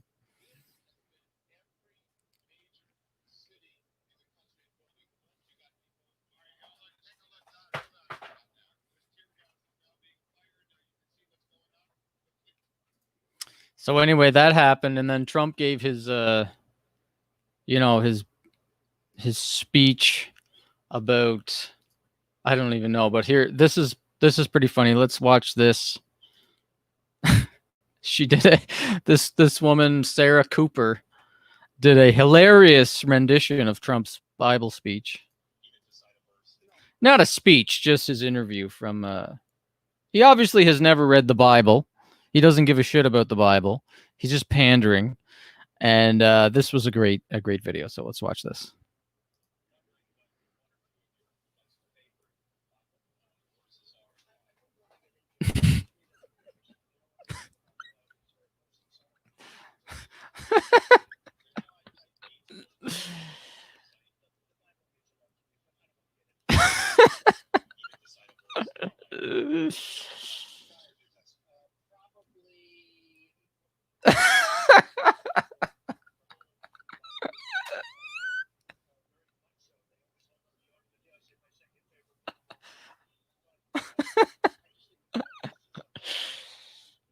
Oh my God. Okay. That was delicious. Gotta have some funny with this chaos. So I don't like to watch all the negative stuff, but I like to mix it up with some of the good stuff. This was good also. It was good to see the Philadelphia mayor addressing this racism problem. The protesters 2 nights ago, I think, were spray painting and graffitiing this statue of the former mayor, who was very racist, and he was against desegregation. And this statue has been a contention point for 20 some years now, and they removed it, thankfully. So people were pissed off. They were doing things like that. And if you're a veteran, you're going to be angry that you're seeing the American flag burned. I saw a video, I didn't queue it up, but I saw a video of a black veteran who was just brought to tears by watching this American flag burn. Not in this specific case of the the racist statue, but somebody in New York just burnt a flag that was like hanging off a building, and the guy was like, you know, I died with members serving with brothers and sisters that died defending that flag, and now these looting idiots are burning the flag, and it just was an emotional thing. So, you know, there's all kinds of different sides to this. It's not just protesters against the cops. It's many different sides feeling a lot of different emotions, and it's coming out in chaos. So this was the statue, and they did remove it, and I don't think that I have the video, but anyway, they did remove it, which was good to see. So I've got a few more here.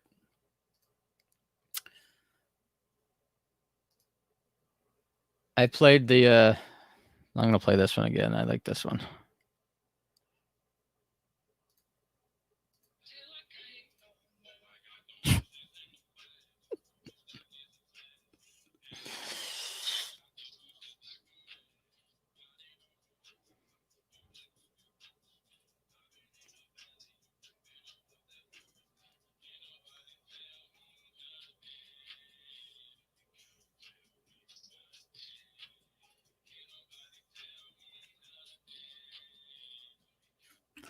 Oh, geez, I forgot this is on YouTube. I'm probably going to get striked now. This was another one that made me a little pissed off when I heard this. This was audio from a unencrypted police scanner where they were talking about protesters blocking the streets, and then the police officers basically just saying, run them down.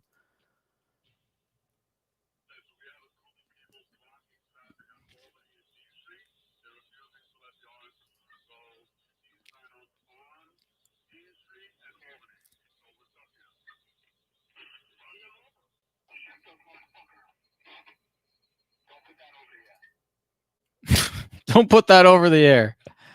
Like, he didn't say don't say that or that's not right. He said don't put that over the air. So they can say this to themselves all they want.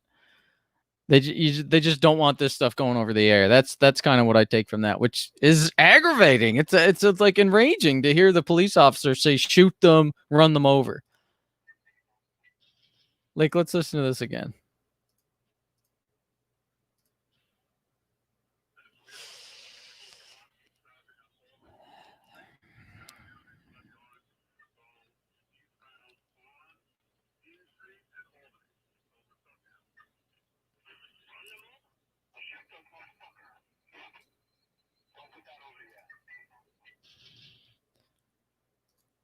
So you wonder why people are pissed off, and you wonder why people are rioting and looting and attacking cops and stuff. It goes from, oh, we're stuck, we can't get by because people are protesting our police brutality. What should we do? Let's shoot them and run them over. Like, that's literally what we just saw there. And this is what people are protesting about. This is why people are trying to change the oppressive authoritarian system that thinks of you as just a thing in their way, or just doesn't think of you really at all other than a nuisance or an enemy or something like that. I mean, here's another one that I'm not trying to show anything brutal or anything like that. I'm just showing some of the things that, I mean, there's a lot of gross things online, a lot of things where people actually get killed and stuff on video, and I don't want to show anything like that because it's just too hard for me to see that. But this is some more of what the police have been doing.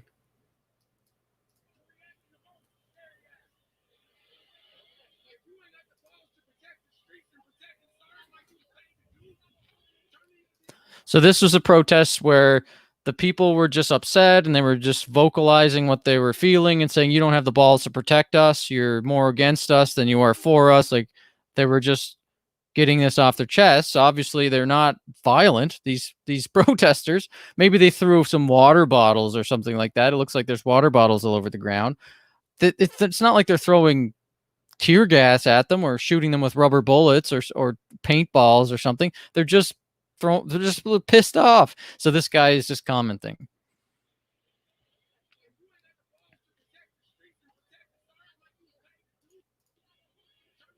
You don't have the balls to protect the streets.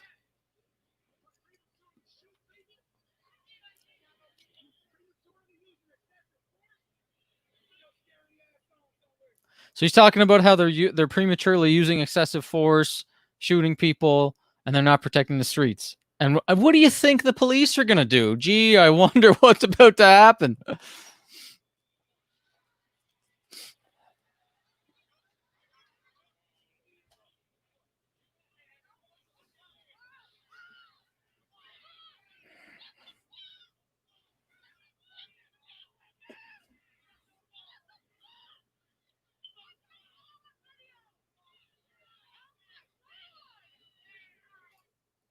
So yeah, that's what was that guy doing that was so violent or illegal? What was that guy doing that was illegal?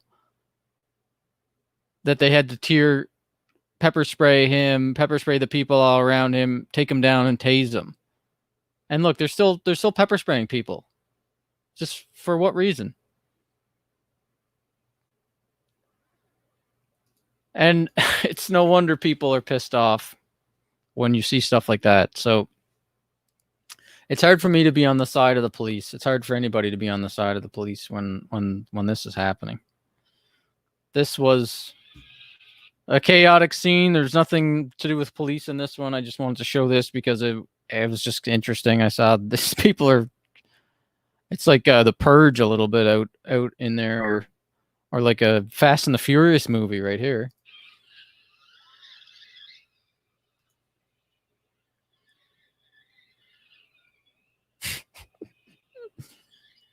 Nobody gets hurt.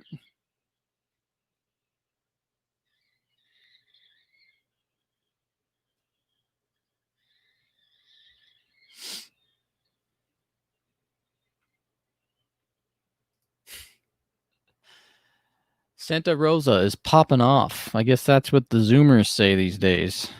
It's popping off. Unfortunately, none of these protesters seem to be respecting social distancing rules. So, yeah, here's another purge moment.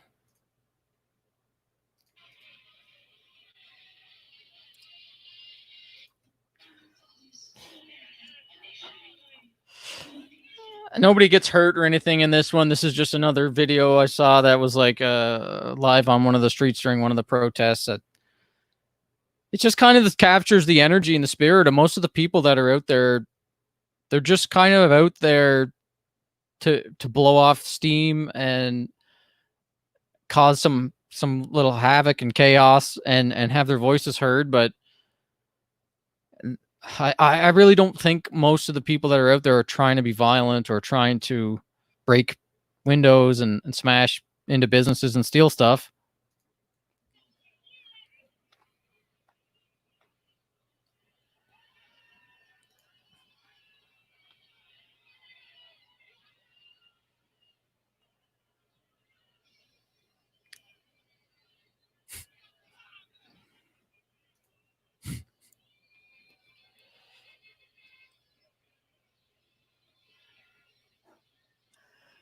He's littering. That's not right. That's some good recycling there. That guy worked so hard on that recycling box and he threw it.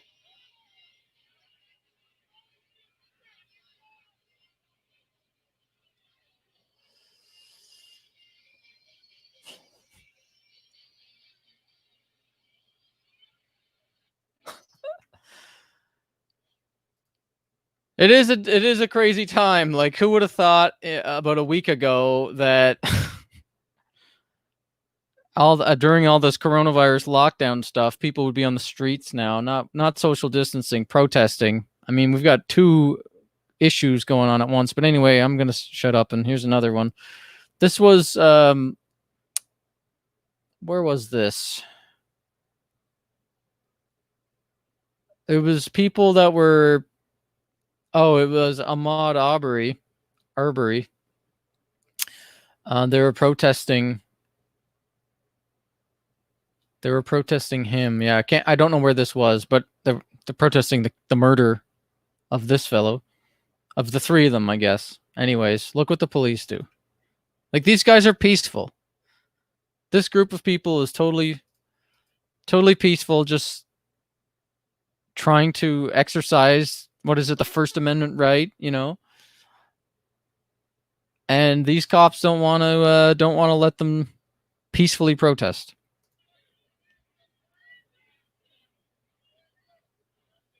Like, how disrespectful is this? That's a symbol. That sign is a symbol of the police brutality and the injustice that's been done. And look what these guys are doing.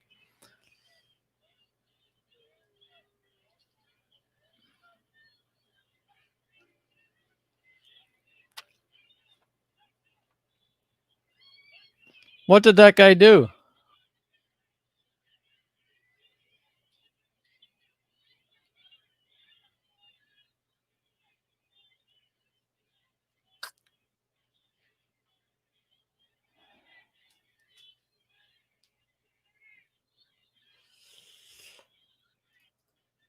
So, yeah, what did that guy do? This is just more of, and you're gonna get a lot of this stuff because of so many cameras around now. But I'm gonna show some of the other sides of this. It's not just one sided. Like, here's the kind of like the fringe people that are trying to cause some shit. They actually get stopped, and the black protesters grab this anarchist guy. This, maybe he's an Antifa guy or an agent provocateur, like, who knows what this guy is, or just an anarchist, and they give him to the police, and then they almost arrest the black guy too. That's trying to stop this guy from vandalizing the street, taking bricks.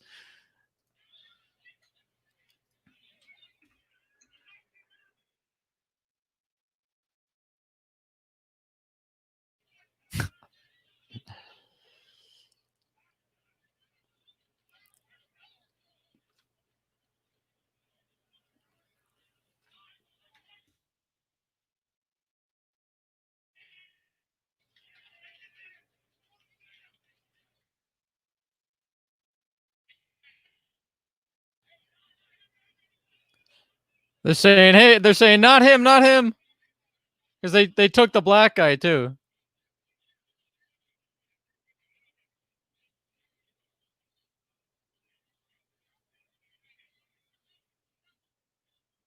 So they gave him back.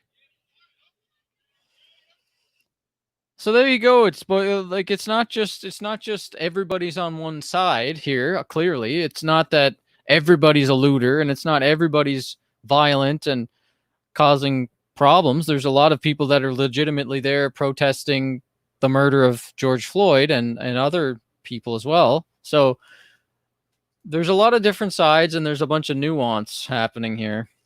And I always wonder if they're agent provocateurs. Like, how do you know? For one, you can't really know. There's sometimes you can tell people get doxxed or whatever. But like that guy, he was gray hair. The dude looked young, but then when he took his stuff off, he was gray haired. So I wonder, like, they must have a system where they just let them be arrested so that they can't tell that it's like one of their own. And then maybe once they get taken back to the precinct, they get let go or something. I can't remember how it was done in Quebec when they actually caught the police and the agent provocateur policeman. So let me grab a couple more here. There's something weird's been going on as well, where there's private police now, like militarized police, where they're not actually the police.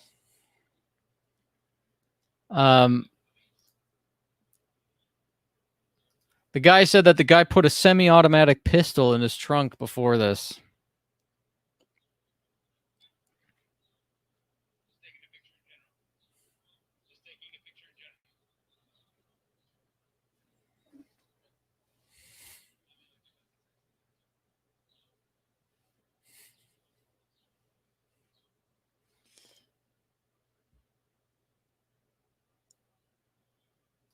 So, I mean, that's kind of weird. Private police out there now. I'll give that guy a like. There was another one too. Yeah, this one was kind of symbolic. Lincoln Memorial. I'm pretty sure the Lincoln Memorial is where Martin Luther King gave his speech.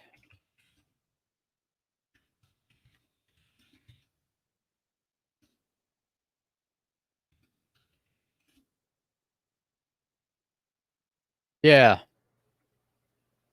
So he gave his I Have a Dream speech on the steps of the Lincoln Memorial.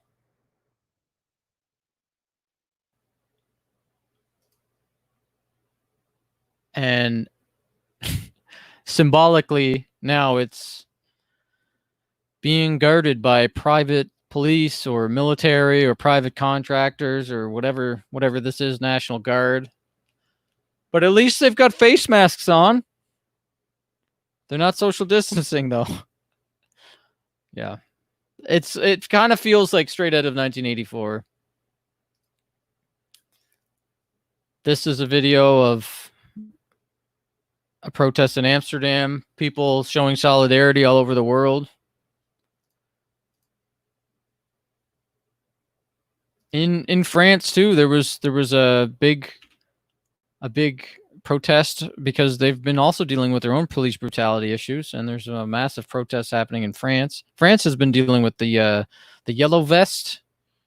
I think that's what it's called. The yellow vest protests over mostly it's financial issues.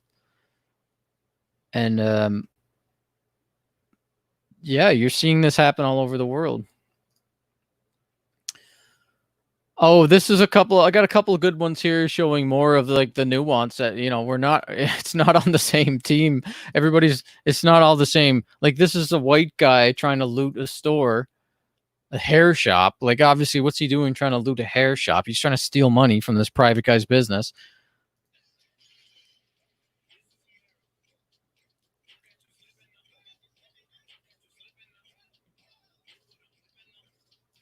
The black dude comes like, give me that damn skateboard.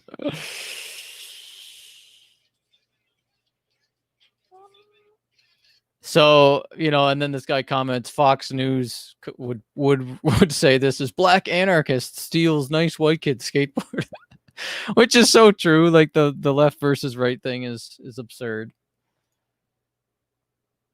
This is another one where people turned against the anarchists and the guys, the looters and stuff like that. This was good. So wait, I missed it. So dude's trying to, I guess, light some kind of extremely big thing. He's trying to light up a thing.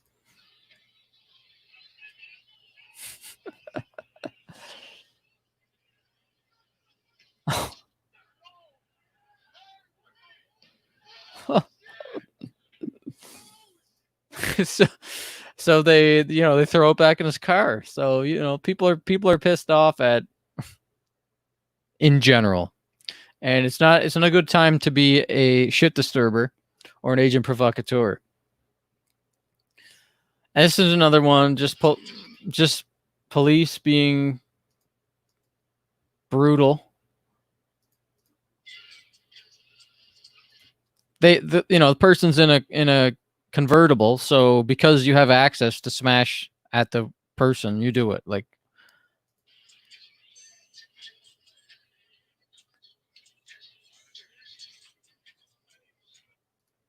why would they do that? And this is not a one-off thing. Like I showed a video earlier where the police were marching up almost like a stormtroopers or something, like an army brigade or something, and then just start smashing the car windows. And the one where the cops are putting out bricks. So, I mean, this one is kind of vulgar or graphic. You can't really see anything, but this is on the other side of it, where the protesters kind of retaliate and cops trying to arrest some people, and then someone comes up and runs over the cop. So I don't know if I want to play this, but let me just warn you now, just skip ahead like 2 minutes if you don't want to see somebody get running over some police officers from a far away view.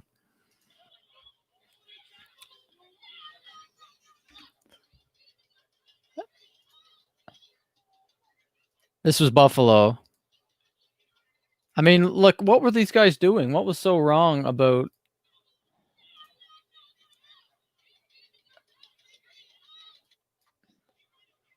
What were these guys doing?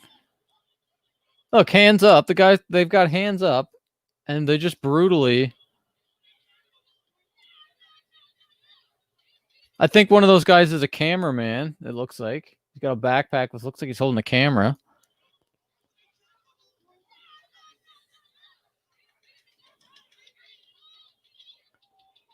Like, this looks like a war zone.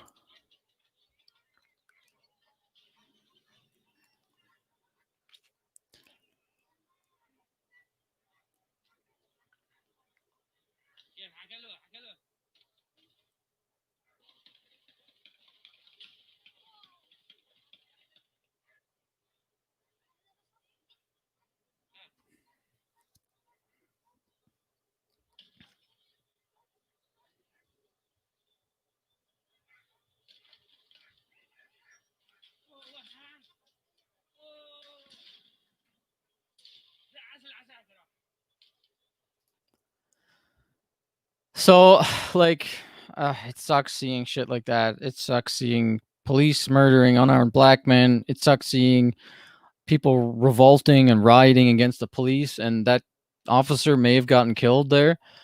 I think in the end, he was taken to the hospital. I don't know what happened, but this is boiling over. It's not right on either side. This is another one where I don't want to play this one too, because we just showed... I don't like playing any of the videos where people get like really hurt, because we know what's happening, and you can see it if you want, and it's happening on both sides, so it's not just one or the other.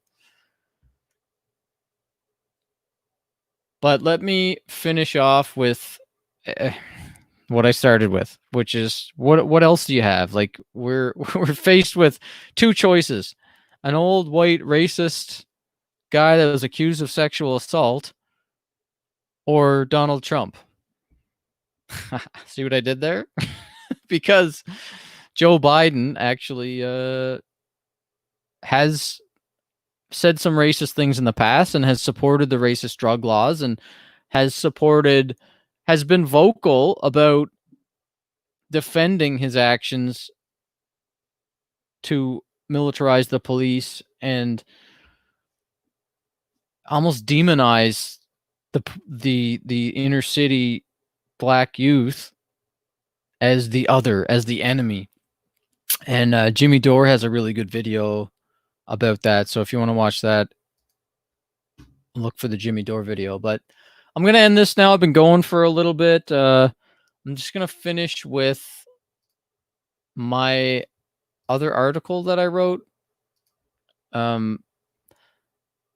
Debt, slavery, Bitcoin, and Black America. And thanks for watching. When I'm finished reading this, I'm just going to end. So thanks, Graham, for coming on. And if you guys want to follow me, I'm on Twitter at BradMillsCan, or if you're watching this on YouTube, subscribe, please.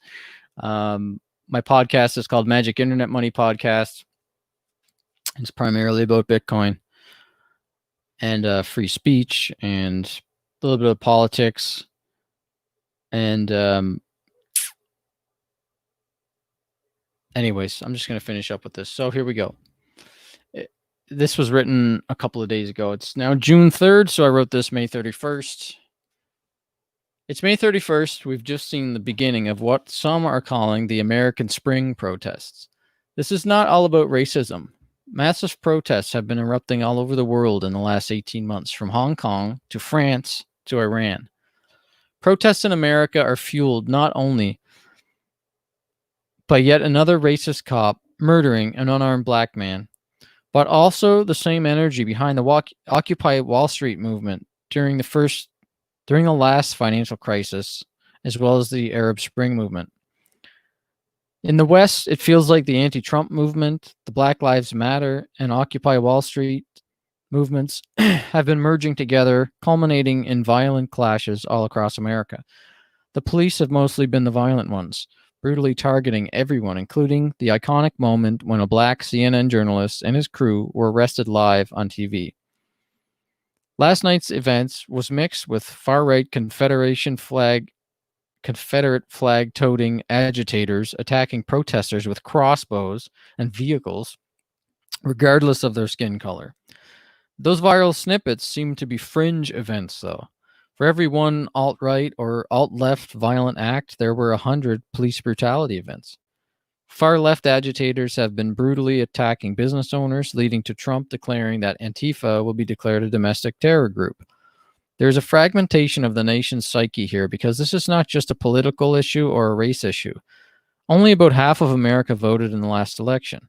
25% for Democrat, 25% for Trump. 50% were not motivated by either candidate to even vote. Hong Kong saw historic voter turnout in the recent election. About 70% of its citizens voted to install a pro-democracy government by a landslide. Now, 6 months later, we see China is done with democracy and is now blatantly absorbing Hong Kong and circumventing the will of the people of Hong Kong. That's the difference between protests in China and America. Both systems seem to be broken. We see police brutality in both the democratic system and the communist system. But at least in America, there's still hope because of things like free speech. Killer Mike gave a moving speech that you can still find on YouTube. If this was China, he would not be allowed to speak his mind, or he'd be censored, or rounded up and placed in a re-education camp. Russiagate and the mainstream news' obsession with Trump has fractured the American trust system. The fringe now sits in mostly opposite camps, wholly distrusting each other. CNN versus Fox, Republican versus Democrat, left versus right, COVID versus just the flu. The Democrats are offering nothing to solve this problem either. The left and the Clintons are to thank for the militarization of the police. Clinton's tough on crime and three-strike stance in the 90s has led to the systemic racism that sees black and Latino men harvested from inner cities to be planted in for-profit prisons for nonviolent drug crimes. Obama did nothing to move towards decriminalization of marijuana. On his way out, he did a token pardoning of some nonviolent drug criminals. Too little, too late. You can't blame Trump or the Republicans for Clinton's policies or Obama's failures to change and provide hope. You can blame Trump and Bush for also not changing the racist prison system and drug laws. If you've not watched the Netflix documentary 13th, I urge you to do so. America is definitely broken and systemic racism is real. Police brutality is real. And it's a threat to everyone, regardless of skin color, as we saw last night during the protests. Unfortunately, the current Democratic Party is offering nothing as a good alternative. We have Joe Biden saying, if you don't vote for me, you're not black, showing he has absolutely no sense of what's really going on. I don't understand how he can't see how disrespectful that is to black voters. The majority of America is not hard left or hard right on the political issue, but the majority of people seem to be against both racist police killing black people and also against violent protests and looting. If you're drawing a line in the sand at putting yourself in the shoes of the people who go from protesting to looting, let me challenge your thinking just a little bit. In America, protesters took to rioting and looting big businesses. Whether these looting sprees were started by agent provocateurs or not is irrelevant. The energy behind the event is what matters. If you're critical of protesters looting, why are you okay with the Federal Reserve looting your own pocket? Elite bankers have literally been stealing wealth from every generation for the last 100 years. Banks have 0% interest, yet they charge you 20% on your credit cards. Why is that? Banks print the money for nothing, loan it out to you for cars and houses at high interest rates. Does that seem fair? People are more in debt than ever in history. The wealth gap is higher than it's ever been. Average interest rates are higher than ever before. The largest companies have been abusing the system of public pension plans and stock buybacks to make hundreds of billions in bonuses and fees. They're too big to fail. So when hard times come, they get bailed out. This is not capitalism, it's cronyism and corporatism. Capitalism is not the problem. Corruption is. Tax dollars are being used to bail out banks. Tax dollars are being used to bail out billionaires. Tax dollars are being used to beat down protesters and press. Tax dollars are even being used to pay for the police brutality fines. The average person has been cooped up at home due to COVID lockdown measures, losing income, feeling desperate, while Wall Street is making record profits. The stock market has disconnected from the economy. What are the big banks adding to society? Nothing. They aren't producing anything of value. All they're doing is looting. When they print trillions of dollars, someone's going to pay for it. Our kids. Your hard-earned savings is being devalued by central bankers printing trillions to prop up the stock market Ponzi scheme that disproportionately benefits the 0.1%. We are in a system of control and debt slavery. You can opt out, but you have to be aware the game is rigged against you first. They don't want you to wake up to the fact that money itself is an illusion. When governments can print unlimited money, they can enforce unlimited violence. Systemic change is needed, but most people are pissed off when they see the news. Yet they have families and don't want to risk their own safety by going out and protesting. You can be smart by protesting the system and benefiting yourself and your family at the same time. You can take steps to protect yourself. You can vote with your money and exit the corrupt fiat system. And then here's a link to Bitcoin and Black America by Isaiah Jackson. My Twitter friend Isaiah Jackson wrote this book about how you can use Bitcoin to separate from the racist banking system. Hopefully someone finds this relevant and takes a step to channel their anger to change their life for the positive. Don't just get mad. Get Bitcoin. Well, that's it. Thanks for watching.